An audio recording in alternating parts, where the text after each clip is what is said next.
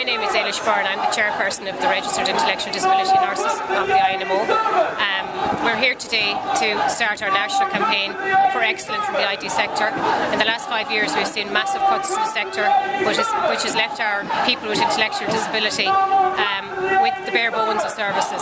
We now see people with intellectual disability who are in receipt of services with a much less workforce. We're actually reduced by 15% in our workforce. We've lost 9.8% of our budget, which on a day-to-day basis means that staffing is very low. Where you might have had 3 staff on a day shift, you might now have only 2, which means for the client that they can't access community, they can't reach their full potential, they're being disenfranchised on a daily basis. We see families in distress, we've seen respite services being cut, and this is the first day of our national campaign, and we'll continue until we see the funding that has been taken out of the disability sector put back in. These are the voiceless people, and we're here to advocate as RNID nurses on their behalf.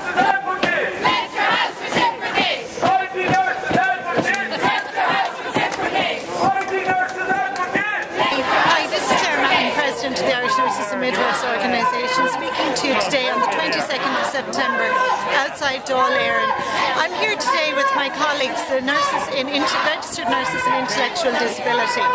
Last week the RNID section of the organisation launched a campaign for excellence.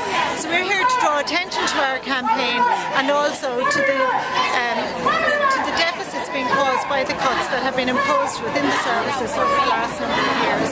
And to date, approximately 160 million has been removed from intellectual disability services, and this is having a detrimental impact on the clients and service users and on their families. ID citizens equal rights! No more cuts! No more cuts! ID citizens equal rights! No more cuts! No more cuts! ID citizens equal rights! No more cuts! Hello, welcome to today's protest from our RNID section outside Dáil.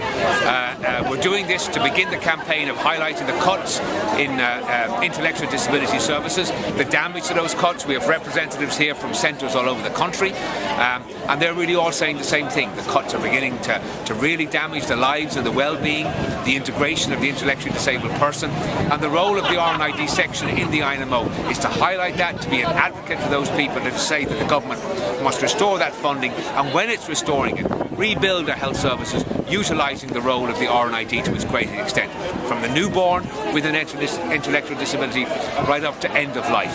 And that's our obligation, that's our responsibility, and the RNID section is prepared to carry that and tell the government enough is enough, reverse those cuts, rebuild the service, and it begins today. So join the campaign, speak up for those who can't speak up for themselves.